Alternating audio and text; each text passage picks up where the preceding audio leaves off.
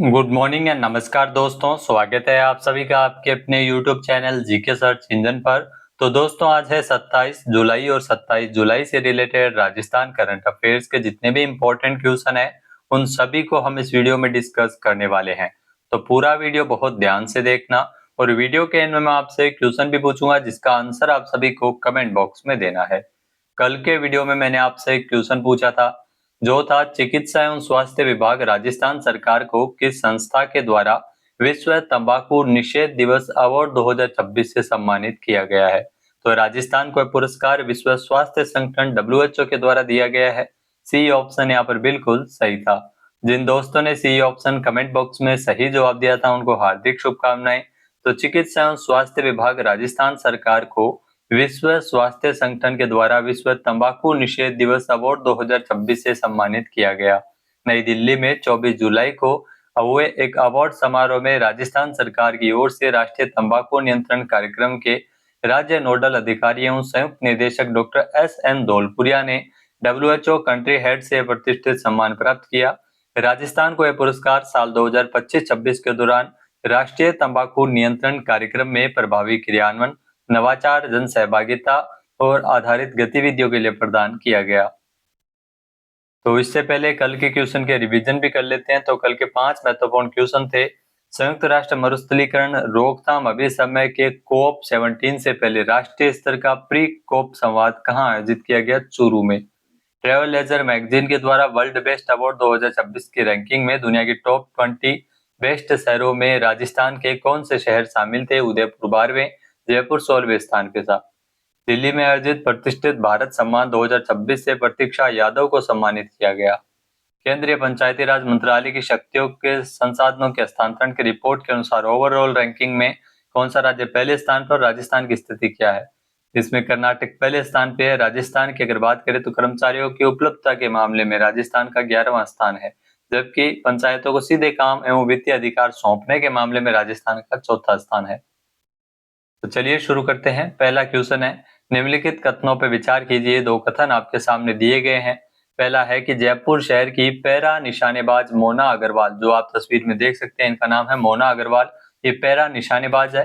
इन्होंने world shooting para sports world cup में कांस्य पदक जीता है। ये चीज आपको ध्यान में रखनी है क्योंकि यहाँ से बहुत सारे क्वेश्चन पीछे भी मोना अग्रवाल से रिलेटेड पूछे गए थे। तो स्पोर्ट्स में काफी महत्वपूर्ण ये टॉपिक है। यहाँ से अक्सर कोई भी बड़ा इवेंट होता है, इसमें स्पोर्ट्स से रिलेटेड राजस्थान के जो खिलाड़ी होते हैं उनका प्रदर्शन कैसा होता है उसके बारे में क्वेश्चन ज्यादा पूछे जाते हैं। साथ ही साथ ये भी आपको ध्यान में रखना है कि जो पुराने फैक्ट्स है, जैसे पेरिस पैरालंपिक 2024 में इन्हीं मोना अग्रवाल ने महिलाओं की 10 metre air rifle standing SH1 स्पर्धा में कांस्य पदक भी जीता था। ये भी आपको ध्यान में रखना है। इसमें दोनों ही कथन यहाँ पे सत्य दिए गए हैं। ए ऑप्शन यहाँ पर बिल्कुल सही है। आइए जानते हैं इंपॉर्टेंट फैक्ट्स। तो जयपुर शहर की पैरा निशानेबाज मोना अग्रवाल, इन्होंने एक बार फिर से देश और शहर का नाम रोशन किया है। यहाँ सर्बिया के नोवी साद शहर में आयोजित हो रहे world shooting para sports world cup में मोना अग्रवाल ने महिलाओं की ओर से जो 10 metre air rifle standing SH1 स्पर्धा, ये चीज आपको ध्यान में रखना है। 10 metre air rifle standing SH1 स्पर्धा R2 10 metre air rifle standing SH1 स्पर्धा में 228.2 अंकों के साथ, अंक भी ध्यान रखना, कई बार एग्जाम में पूछ लिए जाते हैं, कि कांस्य पदक जीता है मोना अग्रवाल ने। साल 2026 का ये पहला अंतरराष्ट्रीय टूर्नामेंट है मोना अग्रवाल का। और गौरतलब है कि मोना अग्रवाल ने पेरिस पैरालंपिक 2024 में महिलाओं की 10 metre air rifle standing SH1 स्पर्धा में भी कांस्य पदक जीता था। नेक्स्ट है, निम्नलिखित कथनों पर विचार कीजिए। दो कथन आपके सामने है। पहला है कि राजस्थान एनर्जी समिट 2026 का 7वां संस्करण 23 जुलाई को राजस्थान के जयपुर में आयोजित किया गया। बिल्कुल सही कथन है, बहुत ही महत्वपूर्ण क्वेश्चन है। इसके अलावा जो एनर्जी समिट है जिसका विषय था ऊर्जा परिवर्तन के अगले चरण को गति प्रदान करना, ये थीम है ऊर्जा परिवर्तन के अगले चरण को गति प्रदान करना। तो इसी थीम पर इस एनर्जी समिट का आयोजन किया गया था। कथन 1 व 2 दोनों ही यहाँ पे सत्य दिए गए हैं। ए ऑप्शन यहाँ पर बिल्कुल सही है। आइए जानते हैं इंपॉर्टेंट फैक्ट्स। तो राजस्थान एनर्जी समिट 2026 का 7वां संस्करण 23 जुलाई को जयपुर में आयोजित किया गया। इसके आयोजक थे confederation of Indian industry (CII) की राजस्थान शाखा के द्वारा इसका आयोजन किया गया। भारत एक विकसित राष्ट्र बनने की अपनी परिकल्पना की ओर निरंतर प्रगति कर रहा है। ऐसे में सतत आर्थिक विकास को सुनिश्चित करने के लिए ऊर्जा क्षेत्र में एक व्यापक बदलाव की आवश्यकता है। इसी अनिवार्यता को ध्यान में रखते हुए भारतीय उद्योग परिसंघ राजस्थान ने 23 जुलाई को जयपुर में ऊर्जा परिवर्तन के अगले चरण को गति प्रदान करना इस विषय पर राजस्थान ऊर्जा शिखर सम्मेलन 2026 का 7वां संस्करण आयोजित किया था। नेक्स्ट, हाल ही में जयपुर टाइगर फेस्टिवल JTF का आयोजन है वो कब किया जाएगा? तो जयपुर टाइगर फेस्टिवल इसका आयोजन 29 जुलाई को किया जाएगा। बी ऑप्शन यहाँ पर बिल्कुल सही है। आइए जानते हैं important facts.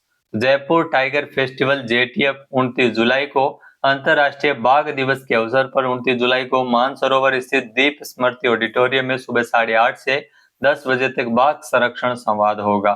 Jaipur tiger festival Rajasthan heritage art and culture foundation की एक पहल है जो कि वन्य जीव और बाघ संरक्षण के प्रति जागरूकता बढ़ाने के लिए आयोजित किया जाता है। इसमें कई प्रदर्शनी भी होती है। यह महोत्सव मुख्य रूप से राजस्थान की राजधानी जयपुर के जवाहर कला केंद्र में आयोजित होता है। इसका उद्देश्य लोगों के मन में बाघ और प्रकृति के प्रति प्रेम, सहानुभूति जगाना है और जल, जंगल और जमीन के संरक्षण का संदेश देना है। नेक्स्ट, निम्नलिखित कथनों पर विचार कीजिए। दो कथन आपके सामने हैं। पहला है कि टीबी मुक्त भारत अभियान के दौरान राजस्थान में 14 जुलाई से विशेष सक्रिय क्षय रोग खोज यानी एक्टिव केस फाइंडिंग अभियान शुरू किया गया है। बिल्कुल सही है। फिर है कि एक्टिव केस फाइंडिंग अभियान की अवधि 7 अगस्त तक बढ़ाई गई है। ये भी आपको ध्यान में रखना है। इस अभियान की अवधि को 7 अगस्त तक बढ़ा दिया गया है। इसमें ध्यान रखना दोनों ही कथन सत्य दिए गए हैं। सी ऑप्शन यहाँ पर बिल्कुल सही है। आइए जानते हैं इंपॉर्टेंट फैक्ट। तो दोस्तों 24 मार्च से लेकर 5 जुलाई तक एक 100 दिवसीय विशेष टीबी मुक्त भारत अभियान का संचालन किया गया था। राजस्थान ने इस अभियान में राष्ट्रीय स्तर पर उल्लेखनीय उपलब्धि हासिल की है।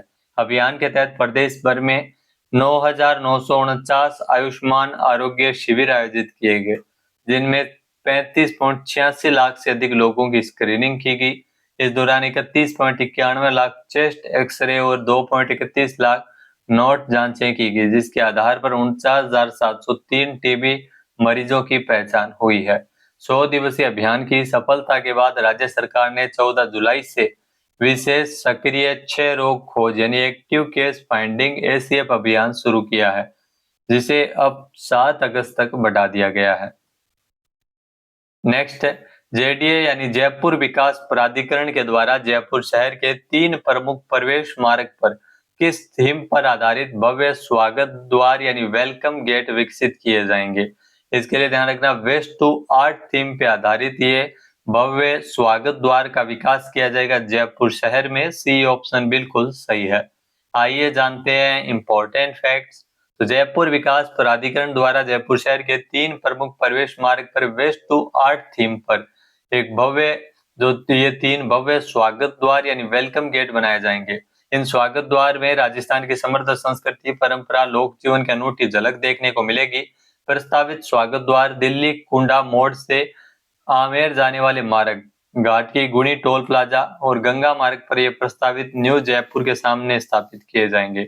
दिल्ली गुंडा मोड़ पर बनने वाला स्वागत द्वार राजस्थान की आत्मीय परंपरा खम्मागणी की भावना को संस्कृति का प्रतीक होगा, जो कि दर्शाएगा कि प्रदेश की अतिथि सत्कार की। इसके अलावा घाट की गुणी टोल प्लाजा पर प्रस्तावित स्वागत द्वार को राजस्थान के पारंपरिक लहरिया डिजाइन की थीम पर विकसित किया जा रहा है। ये भी ध्यान रखना है। प्रस्तावित न्यू जयपुर के सामने बनने वाला जो कि स्वागत द्वार है वो पारंपरिक राजस्थानी वेशभूषा में आगंतुकों का स्वागत की कलात्मक आकृतियों के माध्यम से प्रदेश की पधारो हमारे देश की भावना को साकार करेगा। परियोजना पर लगभग 5.36 करोड़ रुपए लागत आएगी। अब बात करते हैं दोस्तों सूजस-ई प्रश्नोत्तरी की। तो सूजस-ई प्रश्नोत्तरी संख्या 156 जो कि प्रकाशित की गई थी 25 जुलाई को। पहला क्वेश्चन, जल जीवन मिशन के दूसरे चरण के तहत वित्तीय वर्ष 2026-27 के लिए केंद्र सरकार के द्वारा राजस्थान को कितनी केंद्रीय सहायता राशि स्वीकृत की गई है? 537 करोड़ रुपए। बी ऑप्शन बिल्कुल सही है। नेक्स्ट है, प्रदेश के किस संस्थान को एम्स नई दिल्ली की तर्ज पर Rajasthan institute of medical sciences के रूप में विकसित किया जा रहा है? ये भी महत्वपूर्ण है। बहुत बार एग्जाम में क्वेश्चन आया हुआ भी है। तो इसमें ध्यान रखना, जो RUHS को Rajasthan institute of medical sciences यानी रिम्स के तौर पर विकसित किया जाएगा, दिल्ली एम्स की तर्ज पर। बी ऑप्शन बिल्कुल सही है। नेक्स्ट है, हाल ही में जारी आंकड़ों के अनुसार देश में नेशनल हाई स्पीड कॉरिडोर और ग्रीनफील्ड एक्सप्रेसवे के निर्माण में जो सबसे अधिक लाभान्वित होने वाला राज्य कौन सा है? अपना राज्य राजस्थान है। डी ऑप्शन यहाँ पर बिल्कुल सही है। नेक्स्ट है, राजस्थान सरकार के द्वारा स्वच्छ लोगों को स्वेच्छा से राष्ट्रीय खाद्य सुरक्षा का लाभ जोड़ने के लिए प्रेरित करने हेतु कौन सा अभियान चलाया गया? तो इसके लिए जो अभियान चलाया गया था वो गिव अप अभियान चलाया गया था। बी ऑप्शन यहाँ पर बिल्कुल सही है। NFS से जो पात्र लाभार्थियों को जोड़ने और अपात्र को हटाने के लिए गिव अप अभियान चलाया गया। नेक्स्ट है, पंच गौरव कार्यक्रम में एक जिला एक उत्पाद के तहत फलोदी जिले का उत्पाद कौन सा है? फलोदी जिले का जो उत्पाद है वो सोनामुखी के उत्पाद है। सी ऑप्शन यहाँ पर बिल्कुल सही है। अब बात करते हैं आज के हमारे क्विज के, जिसका आंसर आप सभी को कमेंट बॉक्स में देना है। तो आज का क्विज है, फार्मर आईडी तैयार करने में पूरे देश में राजस्थान का कौन सा स्थान है? एक बार फिर से सुनिएगा, फार्मर आईडी तैयार करने में पूरे देश में राजस्थान का कौन सा स्थान है? सही आंसर आपको कमेंट बॉक्स में देना है। और अगर ये वीडियो आपको पसंद आए तो इसे आप लाइक और शेयर करना बिल्कुल न भूलिएगा। चैनल पे नए जुड़े हो, सब्सक्राइब नहीं किया है तो अभी सब्सक्राइब बटन पर क्लिक करें। इस वीडियो की जो PDF फाइल है वो आप वीडियो के डिस्क्रिप्शन बॉक्स से डाउनलोड कर सकते हैं। क्वेश्चन आंसर आप वोट करके भी कर सकते हैं। वीडियो देखने के लिए धन्यवाद। जय हिंद, जय भारत, जय राजस्थान।